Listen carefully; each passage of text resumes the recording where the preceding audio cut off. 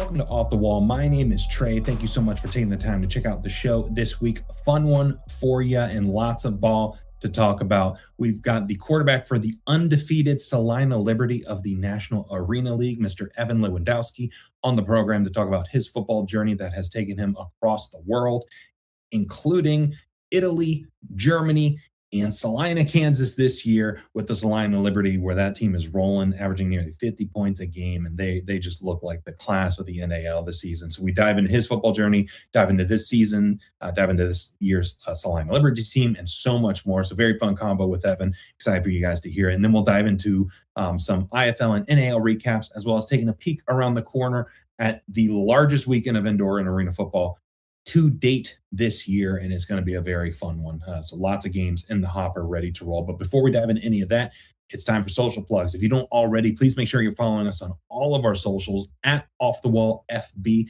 F as in foot, B as in ball. We're on Twitter, Instagram, or X/Twitter, Instagram, TikTok, and Facebook as well. So make sure you're following us wherever you are. If you prefer Instagram, give us a follow on there. If you prefer Facebook, give us a follow on there.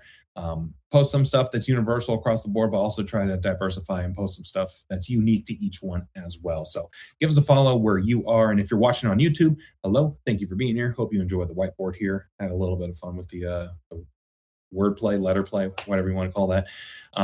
Please make sure you're subscribing to the channel, liking the video, and leaving a comment. This week's call to action, biggest slate of the year so far. We've got the NAL in midseason swing. We've got the IFL starting to kick it into gear. All 14 teams are playing. Then we've got the AF1 kicking off their first week of the season. What specific game are you looking forward to the most? Let me know in the comments below, and we'll see what the community is really looking forward to this upcoming weekend. Spotify, Apple Podcasts, if you're listening there, thank you for doing that as well. Please make sure you're rating the show 5 stars, liking the show, sharing it with a friend, and peer pressuring all your friends to become fans of indoor football. It's the beautiful game after all. Off the Wall FB, we do picks previews on the blog, offthewallfb.com. So if you're into picks and you want to get in on some of that fun action, we're 9-5 on the year, not to brag. So off to a pretty good start in the IFL, and we'll get the AF1 started as well.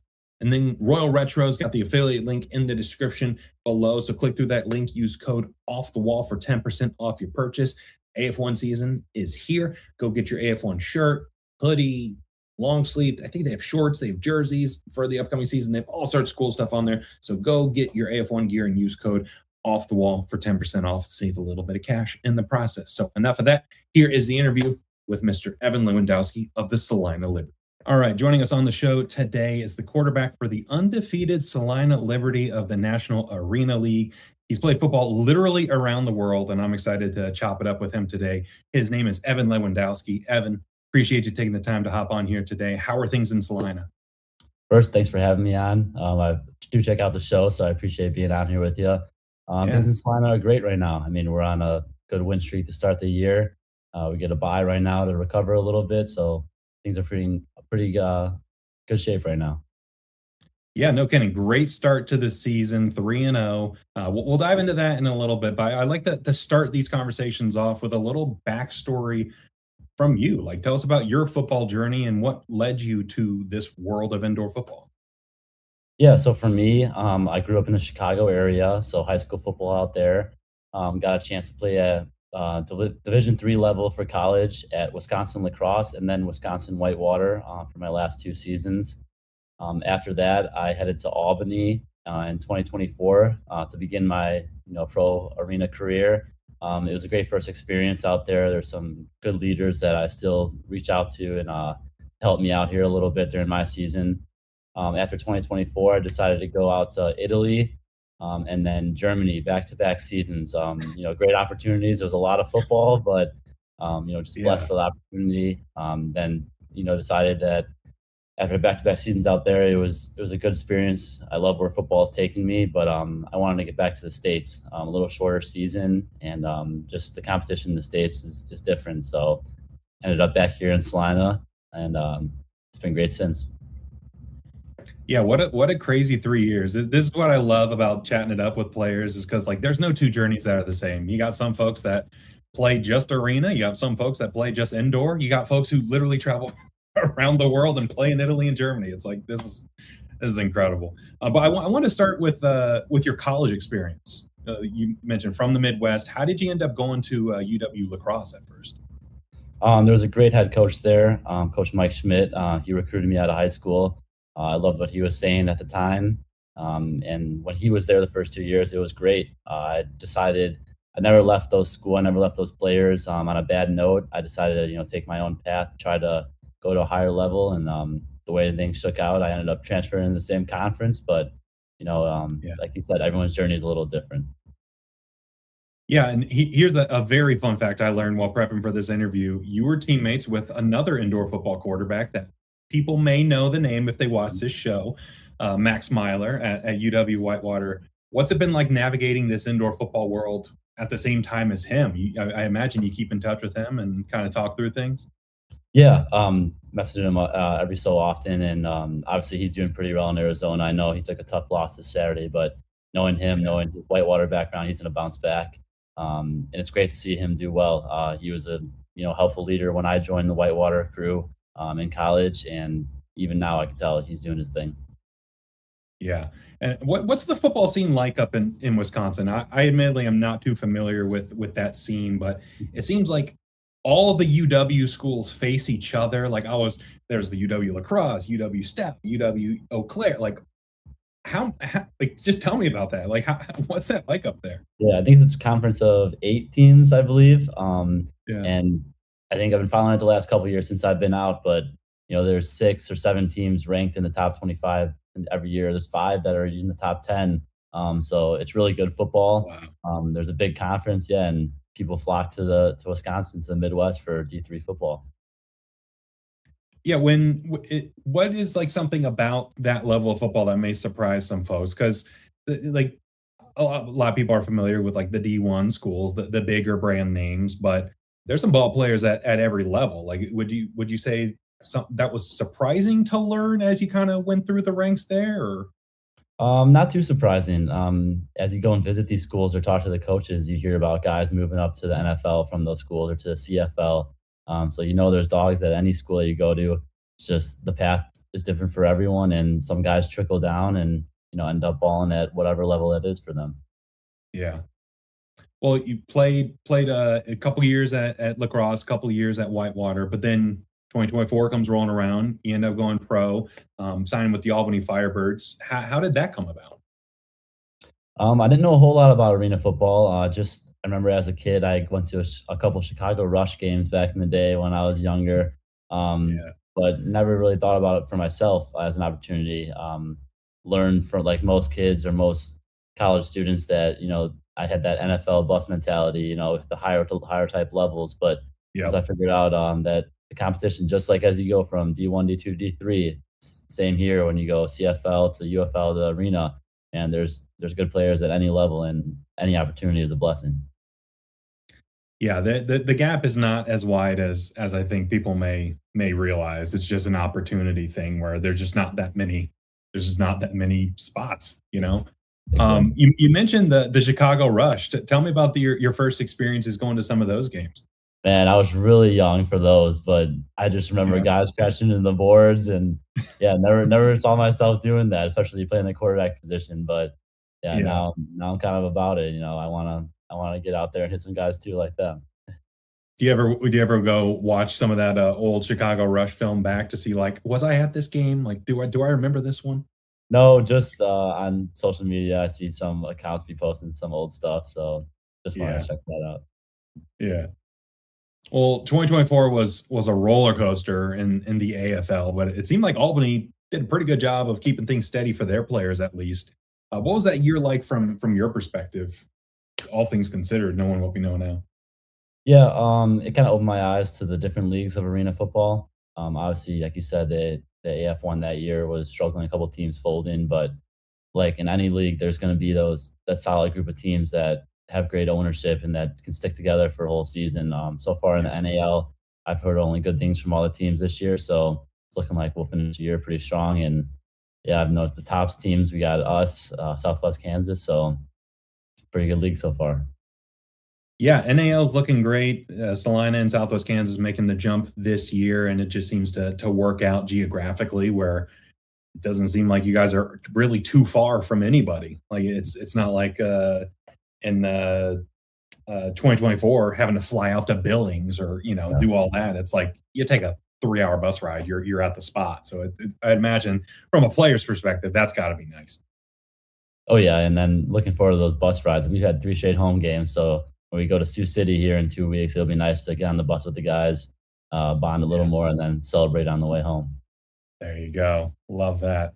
Well, 2025 comes rolling around. You mentioned signing to play football in Italy. Mhm.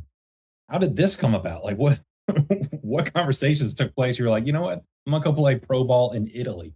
Yeah, I mean, kinda like the same thing coming out of college about arena football. I could never saw myself doing that. I never maybe even thought about going to Italy or Germany ever in my life, but that's why I'm so thankful for football. It kinda took me there in a way, um, allowed me to see all those experiences, but I really got connected with a couple coaches on Facebook.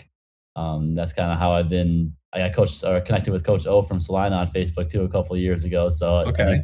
Facebook is a way to go for my journey at least. Yeah, yeah. But got connected with a guy out in Italy, and they said they needed a quarterback, and I'm looking for opportunity at the time, so I took it and ran with it, and then got a chance to join a German team halfway through their season. I was really thankful for that one. Shout out to Coach Cody Kent. He's at in like Nano right now for the Frogs in the Italian league actually, but he taught me so Okay. much in the 3 months that I was there. It completely changed my game. How would you describe the American football culture in Italy? Because a lot of folks stateside, I don't think they realize the footprint that the sport has over in Europe. Like it's pretty decent. It seems to be growing. Yeah, I mean, the passion for the game, the same determination that we have for the game is there. I saw it from day one when I was practicing with the guys. I got a chance in Italy to play with some of the younger guys. They were around 18 to 22 years old. So it was Okay. good for me to be able to coach them up a little bit. And then I went and flew over to Germany, and those guys were a little older on the team, closer to the 25 to 30 age range. So, but the passion anywhere for football, I could tell that, is strong no matter worldwide, no matter where you're at. Yeah, I was pulling up some clips I've seen on YouTube and socials of you playing over in Italy and Germany, and some of the crowd pops they were pretty loud. Like on some of these plays, I'm like, dang, there's some decent sized crowds out there. Like they love the game. Oh yeah, and I think all those, no matter if it was a big city or small city, they took American football pretty seriously, and they were out there with their soccer air horns though and everything. So it was pretty awesome. Yeah, the soccer hooligans were taking it to American football. That's crazy. What you mentioned in Italy being on a team of some younger players, how did that help you become a little bit more of a leader and a veteran where you mentioned it, you said you were kinda coaching some of these guys up at the same time, you're on the field making things happen. Yeah. So for leadership, for me, it starts with performance. I have to perform my job and do what I need to do in order to, lead any group of guys, any group of men out here. Mhm. So for me, it kind of helped when I focus on certain details of the other quarterback or the other receivers on the team. It kind of helped me go back and find my 1% every day, find those small details that I need to get better at in order to lead them. Yeah, because like I said, if I'm not doing my job, I can't lead them at all. Yeah, something I've learned throughout my life is that if you really wanna know how much you know about something, try teaching it Yep. 'cause it'll expose some holes in yourself where you're like, "Huh, why do I do that?" Yeah, I'm Like, telling you to do this, but I don't know if I'm even doing that. yeah, Yeah. exactly, yeah. Did you have any of those moments, coaching some of these young guys up? I think just coaching up our backup quarterback there. Some things with my mechanics. Sometimes I'm thinking on certain coverages. Yeah, stuff like that. Just small Yeah, details. Yeah, it really showed when I was trying to coach him up. yeah. Well, I mean, being in Italy, living over there, I'd imagine you did some traveling, some sightseeing while you were out there. What were some of your favorite spots that you visited, during a bye week or on some off days? Yeah. So in Italy, I think Sicily, which is off the boot of Italy. It's that little the island there. Sicily was Uh-huh. one of the more beautiful historic places that I was able to walk around, and then Rome and Florence, two bigger cities. Obviously, see the Colosseum. Yeah. and just walking around the bigger cities, it was pretty cool. But seeing some of those smaller towns in Sicily and other areas, those were also pretty cool. Just seeing the history behind them. Yeah, yeah, and something I love about the football in Europe and Italy and Germany and all those is the team names. Like the team names and the uniforms are just out of control. Like, how do you pronounce the Italian team you're on? Jaguari Torino, so the Torino Jaguars. Okay, I assume that's what it was. Yeah. So, what were some of the other team names in the league there? And we got the Bologna Warriors. Let me see, Guelphi, our friends Guelphi, Legnano Frogs. Yeah, The, F- pretty the cool name. Frogs versus the Jaguars, Yeah, a rivalry as old as time itself. But then heading over to Germany, you played for another team with a great name, the yeah, Straubing Spiders. spiders. Yep. One stop in Europe simply wasn't enough for you. What made what went into that decision once the Italian season wrapped up to go play in Germany? Well, first of all, I think it looks looked at as a little bit of a step up in the European game to go up Okay. to the GFL one league. The German league is pretty well known and pretty competitive.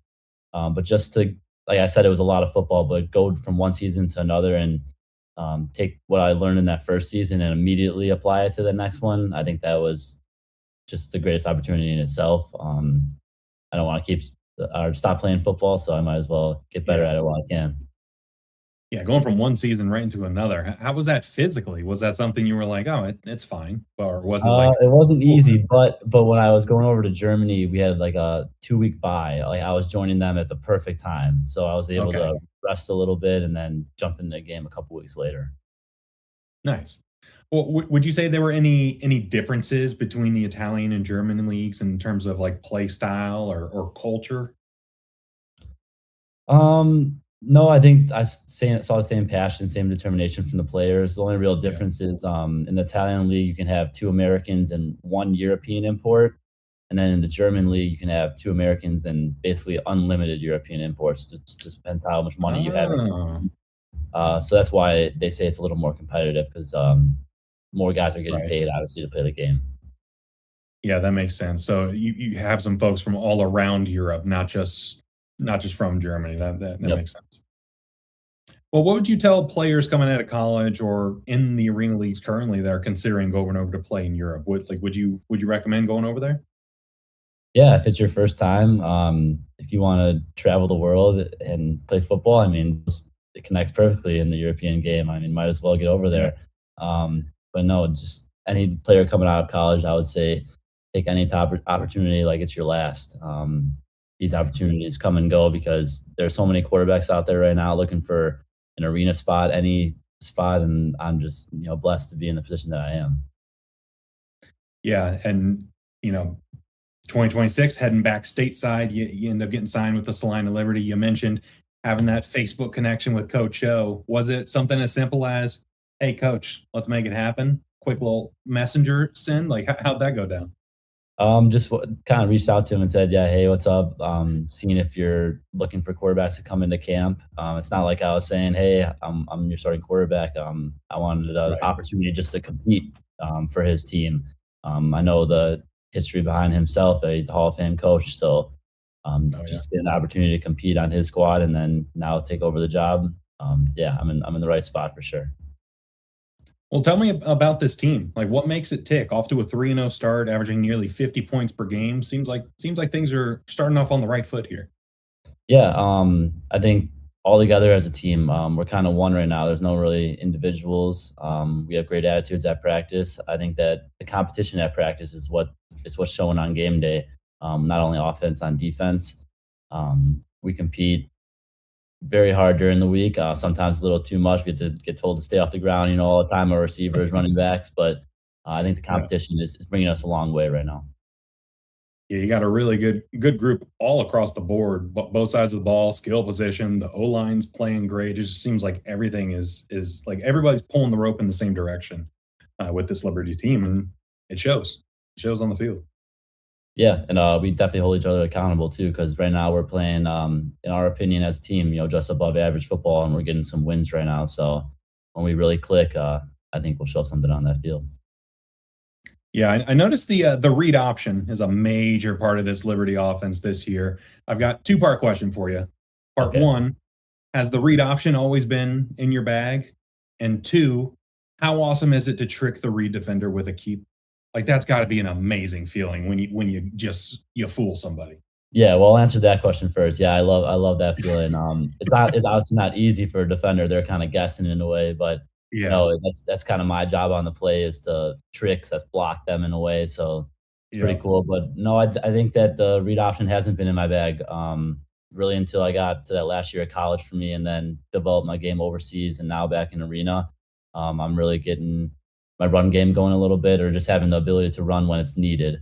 yeah. Kind of opens the offense a little more, like you said. We have the read option, run, play action, throwing the ball all together. I don't know if you can stop our offense with our receivers and O line. So it's good just to add that ability in a little bit. Yeah, especially this past week, looking at the offense, it's like, all right, what are you going to do? You're going to try to stop the read option? All right, we're going to throw it out the Duke Williams. We're going to throw it Mhm. out the Ed Smith. All right, you going to stop that? All right, we're going to run it with Tracy Brooks. It's like, God, these these defenses, they just can't win. It seems, and that's got to be a great feeling being on the offensive side of the ball. Yeah, I'm so comfortable out there. It's the best group I've been around, I think, in a very long time. So as long as I do my job, I think we'll be successful. Right. Well, in 2024, you had the arena rule set that you kind of got accustomed to, but then this year being the indoor rule set, similar in terms of like 50-yard field, all 8 people on the field, but some of the intricacies are a little bit different. How would you say that adjustment to this indoor style has been for you?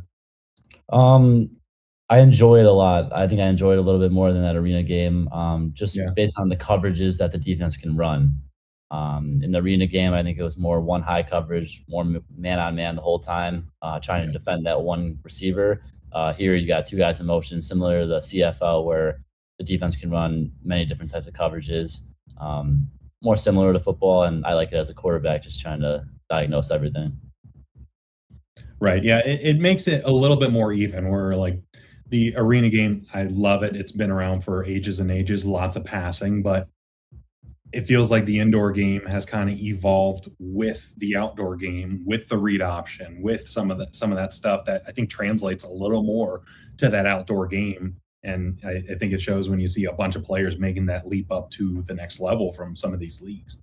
Yeah, especially from the indoor game to the CFL, I've noticed obviously it's the same type of Oh rule yeah. set, so it's easy to tell for, yeah, any position. Well, do you have like a favorite route to throw in the indoor game? It seems like a well-timed post corner would just be amazing as a Yeah. QB to throw it right in the bucket. Well, I think post route, but Yeah. post, if it depends. If we're in empty and they're bringing man, if they're bringing blitz and they're in man, I like to throw the post because I can throw that on three. Post corner is a little tougher. You got to have that one hitch or reset. Um, Right.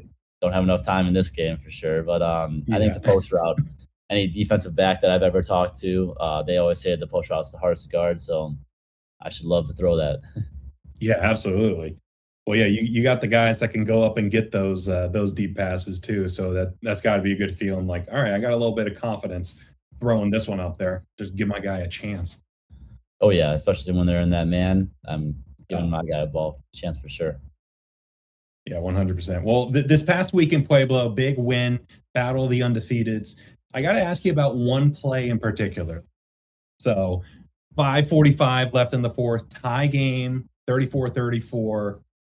It's 3rd and 10. You tuck it and run, get about 4 or 5 yards, and then you make what some would consider a bold decision to lateral it to your wide receiver near the wall, who ends up getting the first down. Walk me through that. Was that improv? Was that by design? Like, tell me about that.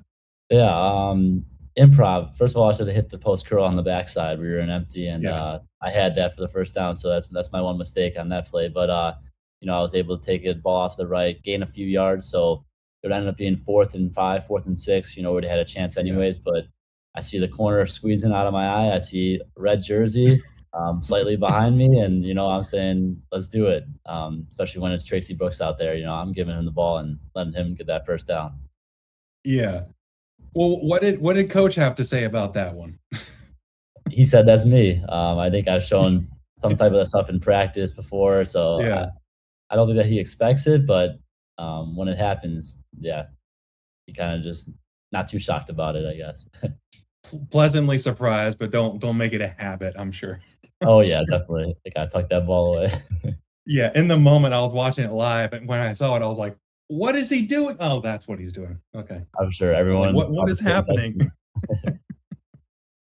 That's good Yeah, that I I mean, only know what's going on, I guess. yeah. Yeah, so that this Salina team is just so much fun, and it's really cool to see this group, settle into this new league, and seems like everything's going in the right direction. Last question before we get you out of here, which really appreciate you taking the time to hop in here and talk shop. What excites you about the rest of this NAL season, and what can Liberty fans and NAL fans alike look forward to? Um, I obviously our Liberty fans want us here at home, but I'm really looking forward to getting to some away games this year, especially Sioux City and Southwest Kansas. Our next two coming Oh, up, yeah. two great teams. I think it'll be good for our team to get on the road again. But just as a league as a whole, I've met the owner. I met Brandon of the NAL, and he says or he has a great head on his body where he has a great mindset going forward for the league. Yeah. I think it's headed in a great direction. All the games look really great on national TV. So really just playing every team. I want to go out and get those away games and have some other teams come to our place too. So looking forward to it all and trying to lock up that home game, home playoff berth and the championship as well. Yeah, week after week in the NAL, it just seems like there's good matchup after good matchup where it's like, man, there's some good parity in this league this Oh year. yeah. It's like there's not one or two teams running away with it. Like there's five or six teams on any given week. You're like, this is going to be a battle. Like this is not going to be easy. Yeah, that's why I like to wait and see until after maybe 7 or 8 games and then those stats start, evening out a little bit and you see who those top Yeah. teams are. Yeah, well, great season so far, and but the work has only just begun. So I'm looking forward to seeing what's next for you. I'll drop your socials in the description here. So if you're watching on YouTube, scroll down just a little bit. Listen on Spotify or podcast, scroll down just a little bit. Go give Evan a follow and let him know you heard him on off the wall. So Evan, best of luck the rest of the way. Yeah, we'll stay in touch. Okay. Cool. Appreciate it. Big thanks to Evan for joining the show and talking about his football journey during Salina's upcoming bye week. They've got a big one around the corner with Sioux City. So Salina's going to be on the road to take on the Sioux City Bandits, and was going to be a very fun clash. And this Liberty team is looking really, really good on both sides of the ball, and they're only going to get better from here with some of the additions they've made recently. So, yeah, really looking forward to seeing Evan continue to grow in the indoor football game, and we'll see what the rest of the season holds for the Liberty. But go give Evan a follow, go give the Liberty a follow, and let them know you heard them on Off the Wall. So we're going to start this week's recap off in the NAL with the Salina Liberty. Salina Liberty took on the undefeated or previously undefeated Pueblo Punishers, and Salina walked away victorious to the score of 40-34. So this was a close game, back and forth all throughout. I believe Pueblo had a 10-point lead in the second half at one point, but Salina was able to chip away at it and get enough stops to come away victorious.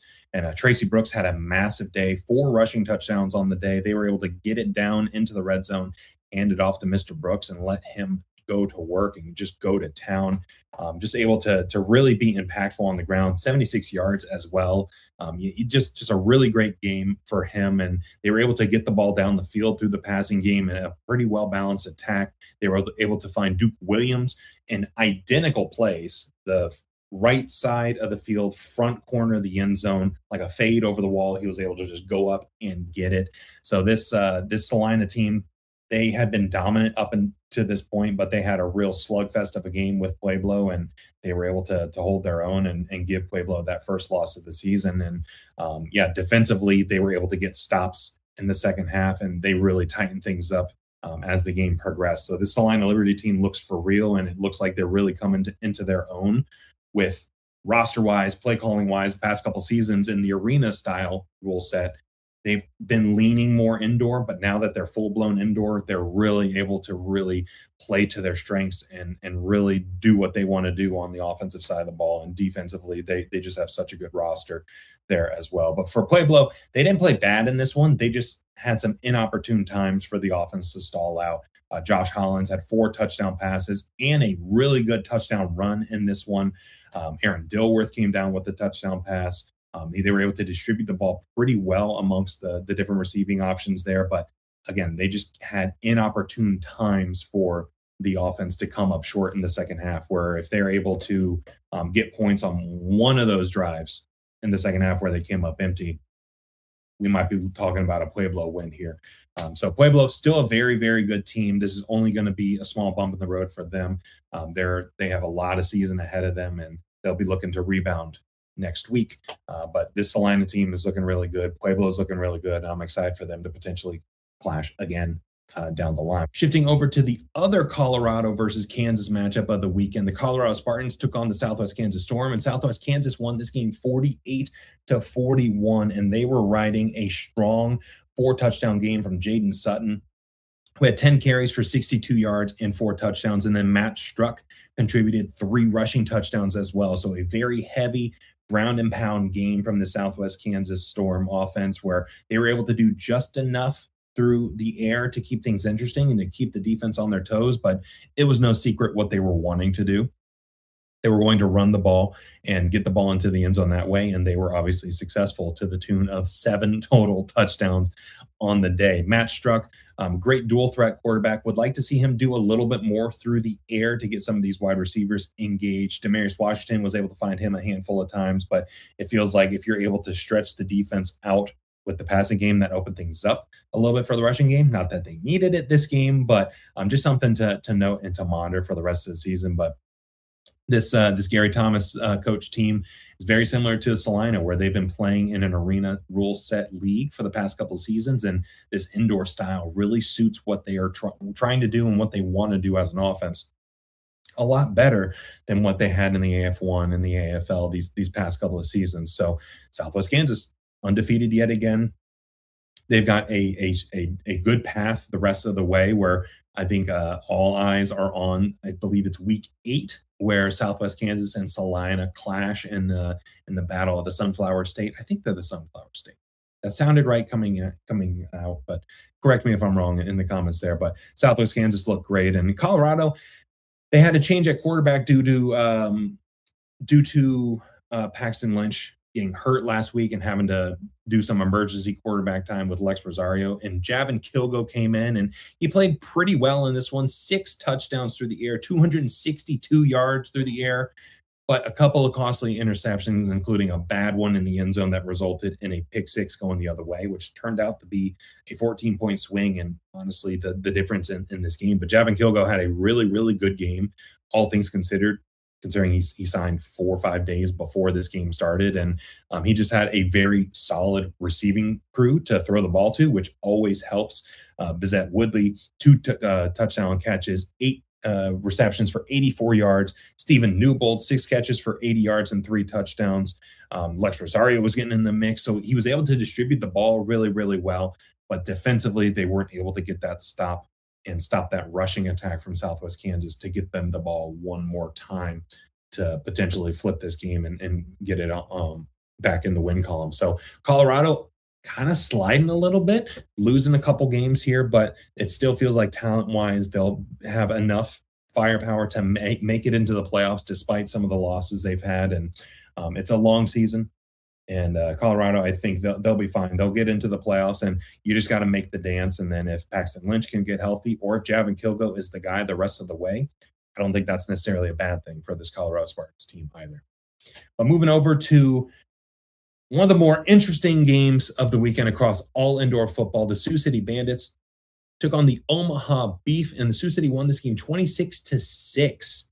So Omaha scoring 6 total points, and those 6 points didn't come until 5 minutes left in the fourth quarter. So Sioux City really controlled this game from top to bottom. They didn't really have to do much on offense. The Omaha defense did what they could to keep this game close, but the Omaha offense just couldn't do anything. They couldn't get the ball into the end zone. They couldn't do it until the very end. The offensive line was struggling. The defensive line was struggling. James Summers had been signed a couple weeks prior. He did his best, 147 passing yards, 1 touchdown, but they just couldn't get anything going on the ground. And when Omaha struggles to run the ball, that means the offense as a whole is really going to struggle as well. So James Summers did all he could, did his best.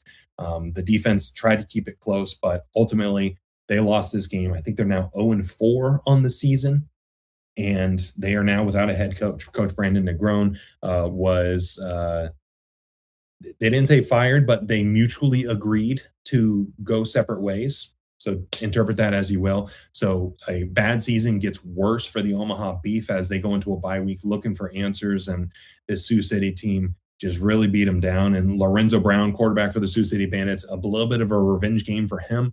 Played for Omaha last year, and he had a really efficient game, 14 of 17 for 98 yards and 2 passing touchdowns. Again, they didn't have to do a ton because this Omaha offense was so inept and so bad that they didn't have to do a lot. They ran the ball a ton, and they were able to work clock, and they were able to get the ball down the field, inch it, kill 30, 40 seconds of game clock at a time every play. And Omaha just ran out of juice, ran out of time. And you could have put 2 more quarters on the clock and it wouldn't have mattered. I don't know if they break double digits based on how this offense was performing. So Sioux City, again, doing just enough to get the win.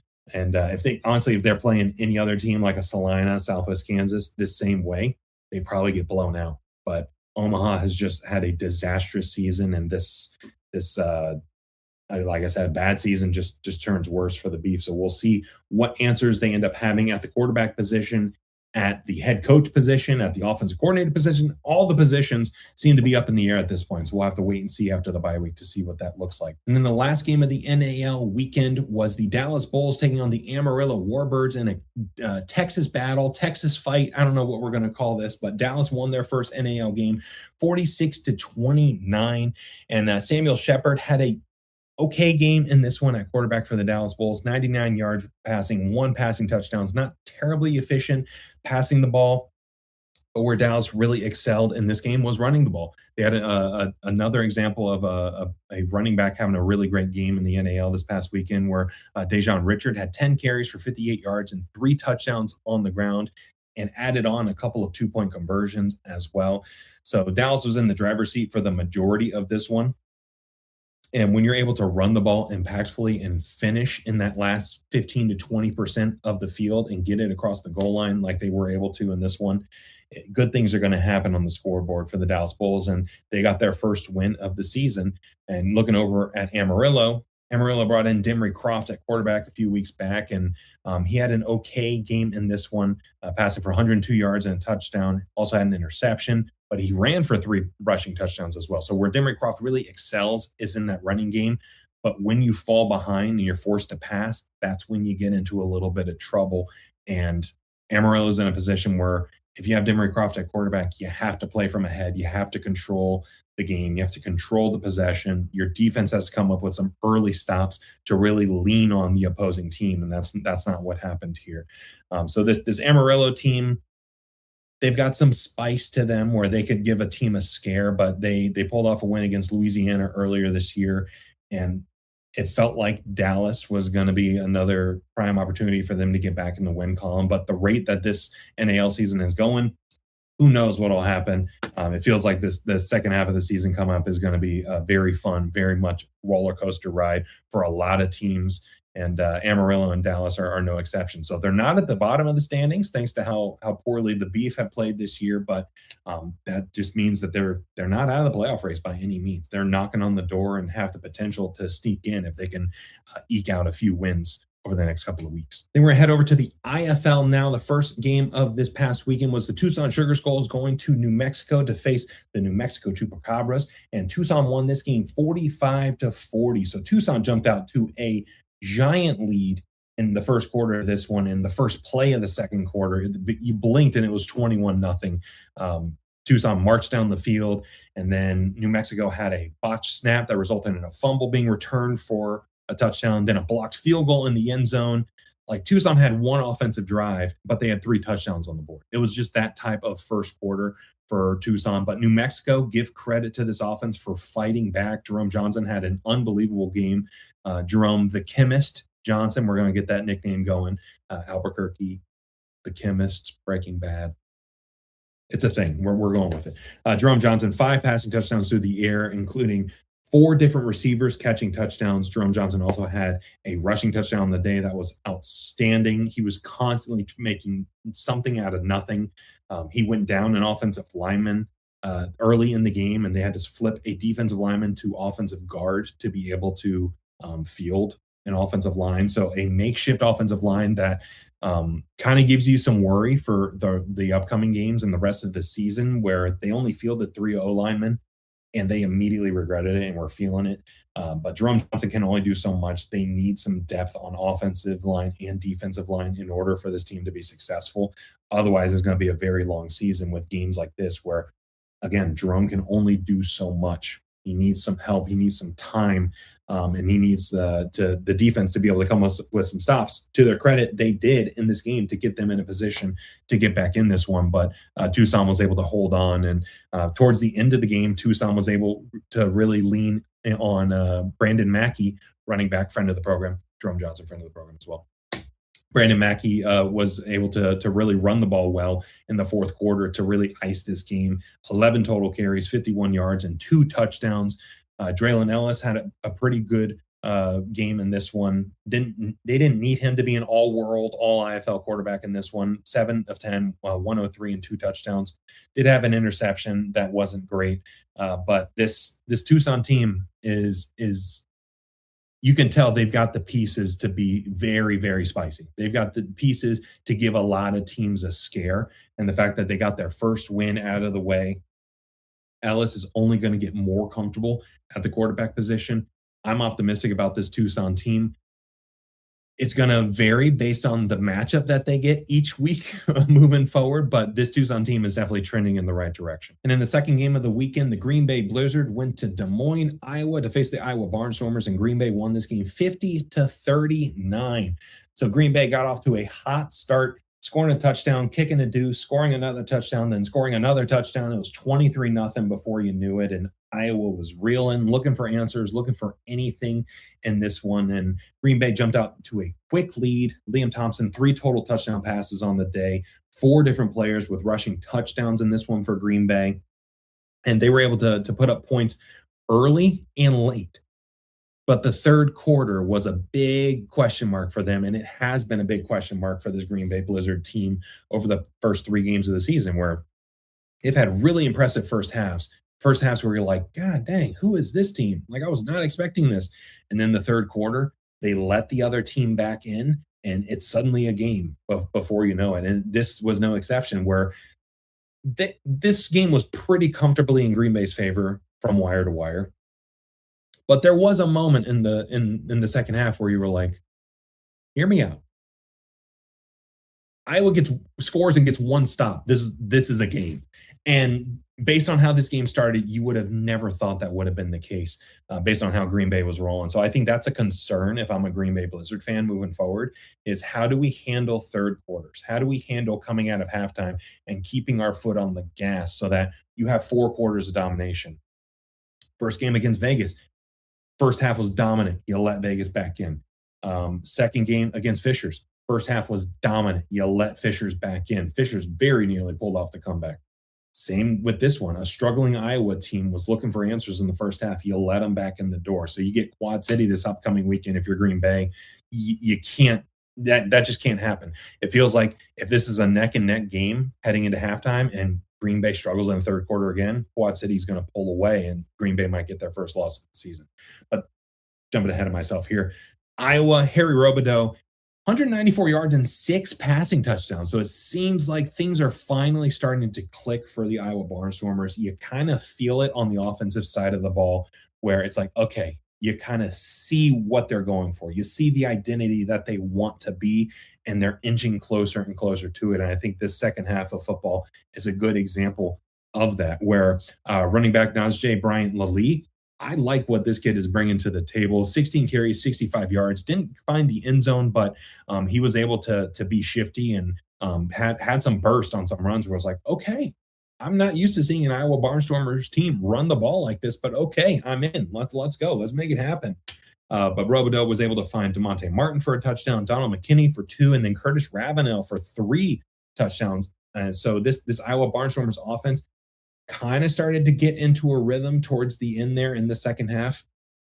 Now the key is, can Iowa start strong, pair it with that strong finish, and they might be able to scare some teams. They got Fishers this upcoming weekend, a very tough draw against a Fishers team that is absolutely feeling it. But this Iowa team, it feels like they're starting to turn the corner, and I wouldn't be surprised to see them get in the win column sooner than later. Then we're going to go down to the Sunshine State for this one, where the Quad City Steamwheelers went to Orlando to face the Orlando Pirates, and the Orlando Pirates won this game 49-46. So starting with the Pirates, they looked rough in the first quarter.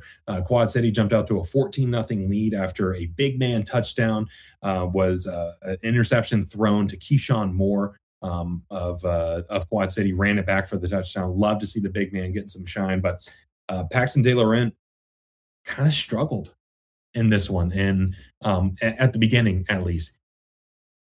Started to piece it together towards the end, and I think they stumbled into a formula that works for them where, hey, throw a quick screen to Thomas Owens. Let him boogie up the field. Hey, throw a short curl to T.O. Redding. Let him do his thing. Let him cook. Let him do what he does. Hey, dump it off to Puka. Let him work his magic in the open field. And once they started to really get the ball into the skill position players' hands, that's where this offense really became impactful and really became successful. 3 different players had 5 or more catches. 4 different players had receiving touchdowns in this one, including Naquan Murray catching that game winner at the end there. And this Pirates offense was finally starting to look like who they could be in the third and fourth quarter. And Dante Wright had another return touchdown that was incredible. Second game in a row where he's had a return touchdown that ended up being the difference in the ball game. But this Orlando Pirates team looks good.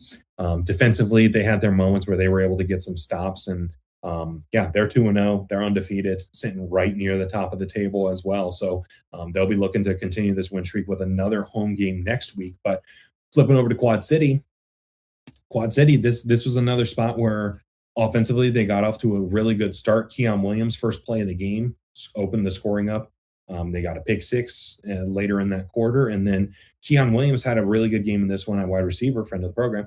6 catches, 100 yards, and 2 touchdowns, including a couple passes that were called back due to penalties. So those numbers were actually a lot bigger than they actually were. But this Quad City team needs a wide receiver not named Keon Williams to step up. It's as simple as that. Where it looked like it was going to be Jordan Vesey. He got a little dinged up after a hit into the wall. Kevon Rudd, very talented wide receiver who's been around the game for a while. They need somebody to step up in the receiving game to give complimentary reps and complimentary football to Keon Williams. Daquan Neal had a decent game in this one through the air. 13-26. Don't love the percentage, but 175 yards and 3 touchdowns. Did have an interception and added 2 touchdowns on the ground as well. So they need some type of balance, whether it's Jared Ware in the run game. They're starting to get Jared Ware a little bit more involved in the pass game, but they need someone else outside of Daquan Neal and Keon Williams to step up on offense. And who's it going to be? Because they've got the talent to do it. Somebody just got to step up and get it done. And then the last game of the weekend was the Arizona Rattlers going to Fishers, Indiana to face the Fishers Freight. And Fishers absolutely steamrolled the Arizona Rattlers, which is not a sentence I expected to say after this weekend. Fishers won this game 63-42. And folks, it might not have been that close. Like, my jaw was on the floor for the duration of this game, where I just could not believe what we were seeing.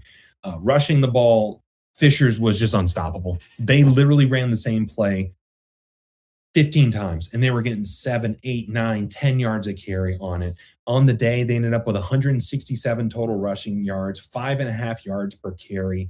Dominic Roberto was the finisher for this game, 3 touchdowns in the second half. Josiah King was the starter, so they got a nice little thunder lightning combo going. Felix Harper kept them honest through the air, 6 completions for 66 yards and 3 touchdowns, 1 to JT Stokes, 1 to Isaiah Coulter. And this Fishers offense could do no wrong. Like, they played a near perfect game. And this Fishers team looked unbelievable and were just absolutely bullying the Arizona Arizona defensive line. And it was just something you're not accustomed to seeing happen to an Arizona Rattlers defense. And for Arizona on offense, they played pretty well in this one, all things considered. But when you go up against a team that is having an A+ night and you're having a B+ night, it's just not enough. The Arizona defense really let this Rattlers team down. Max Myler, 198 yards, 4 passing touchdowns. Kemo Clark had a great Arizona Rattlers debut, a receiving touchdown, or 2 receiving touchdowns and a rushing touchdown. No, I think he only had one. I don't think that box score is right because Ron Brown Jr. had the other one, but he had multiple touchdowns in the game, and he looked really, really good in this debut for the Rattlers. And the one-two punch of Kemo Clark and Ron Brown Jr. is going to be dangerous for this Arizona Rattlers team down the line. But this game in particular, the defense let them down. The offense could only do so much. They would have had to have played an A-plus game, and they just didn't. So Fisher's bouncing back after a rough game versus the Green Bay Blizzard, and it's looking like this Fishers team is a night and day different team when they play at home versus when they play away. Home, they've destroyed Quad City, they've destroyed Arizona. Away, they got boat raced in the first half against Green Bay, made a comeback and very nearly pulled off a 26-point comeback in the second half.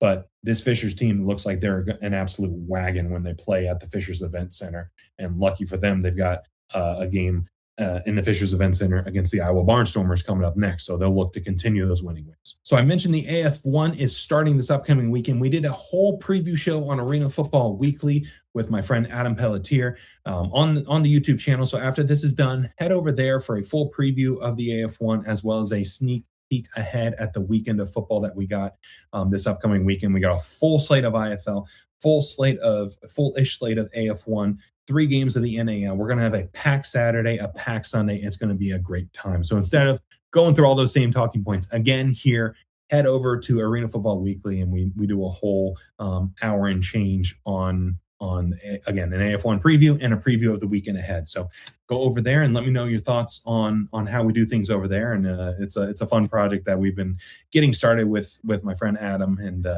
yeah, let us know the feedback in the comments over there as well. And that's the show. Thank you so much for taking the time to listen. Thank you again to Evan for joining the program and talking shop about his career. Fun weekend of football ahead. We've got the AF1 debuting. We've got all 14 teams in the IFL in action. We're up to our eyeballs in arena and indoor football this weekend, and it's going to be awesome. So make sure you're following along on all of our socials at Off the Wall FB, F as in foot, B as in ball, Off the Wall FB. We'll be talking about it all. We'll be watching it all, making memes, trolling about it all. Yeah, come join the fun, come join the conversation. I love chopping it up with folks and hearing what people have to say as well. If you're watching on YouTube, thank you for doing that. Please make sure you're subscribing to the channel, liking the video, and then throwing a comment in the comment section below. What game are you looking forward to the most out of this jam-packed weekend ahead? Whether it's AF1, IFL, NAL, let me know what game you have your eyes on. Spotify, Apple Podcasts, please make sure you're rating the show 5 stars and sharing it with a friend and peer pressuring them into loving the beautiful game that is indoor football. Off the Wall FB, we do picks and review blogs as well. So if you're into that, go check out offthewallfb.com. Royal Retros, the link is below. Affiliate code Off the Wall for 10% off. Get your AF1 gear before the season kicks off and all that jazz. So there's only 24 hours in a day. The fact that you chose to spend about an hour listening to this show, watching this show, and supporting the program here through arena and indoor football season means a lot. So thank you so much for taking the time to check it out. Thank you so much for all the love and support. And let's continue to grow the game and see where this arena and indoor football season takes us. So take care. Have a great rest of your week. I'll see you on socials.